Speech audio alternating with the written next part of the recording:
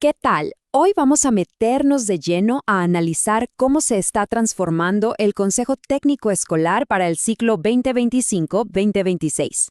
La idea es dejar atrás esa noción de que es solo un trámite administrativo más y verlo como lo que realmente puede ser, un motor para el crecimiento en equipo. El objetivo es muy claro, que cada CTE se convierta en una verdadera comunidad de aprendizaje. Para entender bien esta transformación, vamos a recorrer 6 puntos clave. Primero, la nueva visión del CTE. Luego, vamos a definir bien qué es eso de una comunidad de aprendizaje. Veremos el calendario y los temas del año, desglosaremos el proceso de mejora continua, vamos a aclarar la diferencia entre dos programas que son fundamentales y, al final, cerramos con los pasos para construir nuestra propia comunidad. Listo, arranquemos con lo primero. Vamos a redefinir el propósito del Consejo Técnico Escolar. A ver, empecemos con una pregunta que seguro ha pasado por la cabeza de más de uno. A veces se siente que el CT sea una obligación, un papeleo más que hay que cumplir. Es una sensación bastante común, la verdad, pero la visión oficial nos invita a darle un giro de 180 grados a esa idea. Y fíjense, esto no es una idea al aire. Está en la propia Ley General de Educación.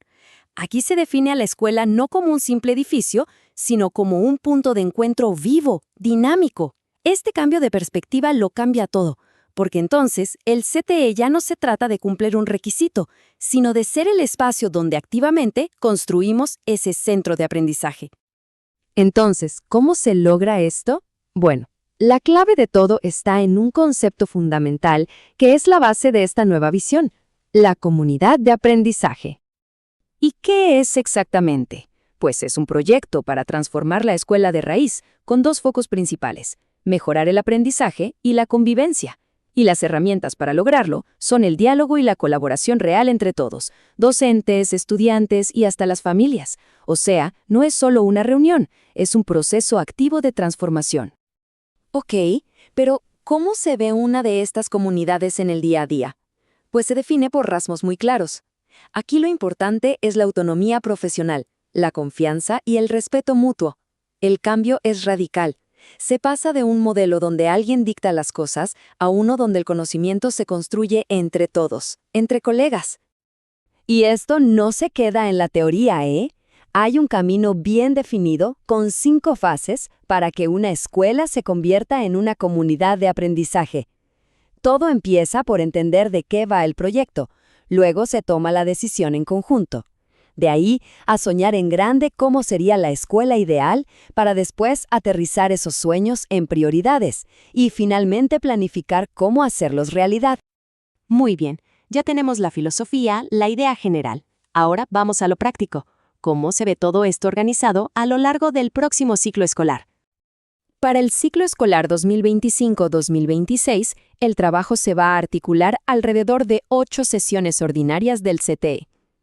Estas fechas son, digamos, las paradas en el camino que van a marcar el ritmo del trabajo colaborativo durante todo el año. Pero ojo, y esto es clave, aquí entra de lleno la autonomía profesional. Aunque haya una lista de temas sugeridos, lo realmente importante es que cada colectivo de docentes tiene la libertad de decidir qué temas abordar y en qué momento, según sus propias necesidades y su propio contexto. Y esta flexibilidad demuestra que el enfoque no es una receta única para todos. Se reconocen las necesidades particulares de cada escuela. Por ejemplo, para las escuelas multigrado, se proponen temas adicionales que responden directamente a sus desafíos y a sus oportunidades pedagógicas únicas. Bien, ahora hablemos del motor, de la maquinaria que hace que todas estas mejoras sucedan en la escuela, el proceso de mejora continua.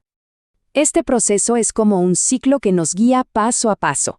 Se arranca con un diagnóstico, siendo súper honestos sobre la realidad de la escuela.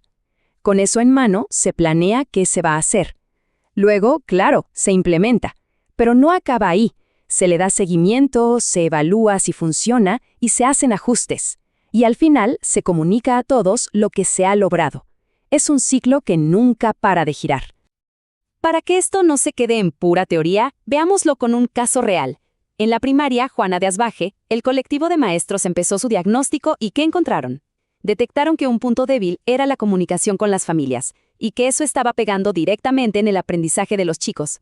Y miren, no se quedaron con ideas vagas. Fueron muy específicos. Identificaron cosas como ausentismo, quejas constantes por las tareas y que la comunicación era de un solo lado. La escuela informaba, pero no había un diálogo de ida y vuelta con los padres.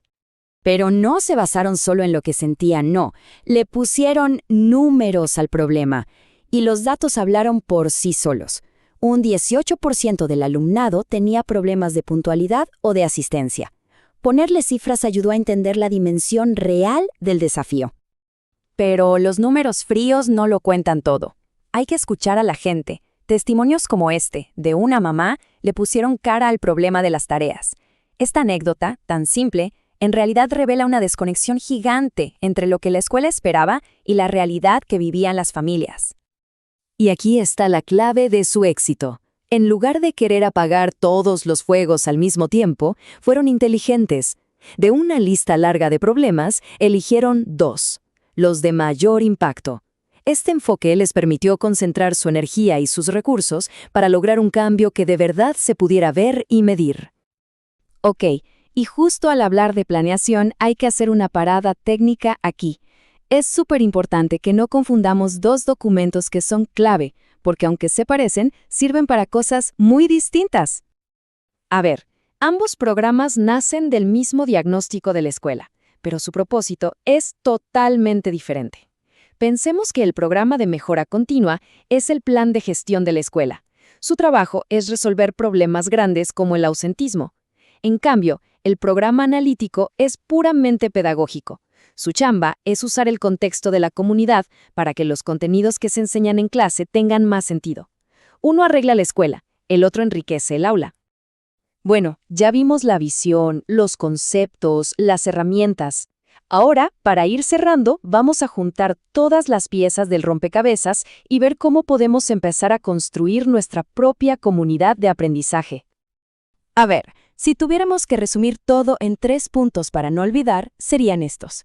Primero, el CTE deja de ser un trámite para convertirse en un espacio de crecimiento real y en equipo. Segundo, el proceso de mejora continua es nuestra hoja de ruta para pasar de los problemas a las soluciones. Y tercero, la autonomía profesional es el motor de todo esto. Cada escuela diseña su propio camino. Y para terminar, queda esta pregunta en el aire, que nos regresa a esa tercera fase de la transformación. La invitación no es solo a pensar en el próximo problema a resolver, sino a preguntarnos, como colectivo, ¿cuál es esa escuela ideal que nos atrevemos a soñar? Porque es justo ahí, en ese sueño compartido, donde empieza la verdadera transformación.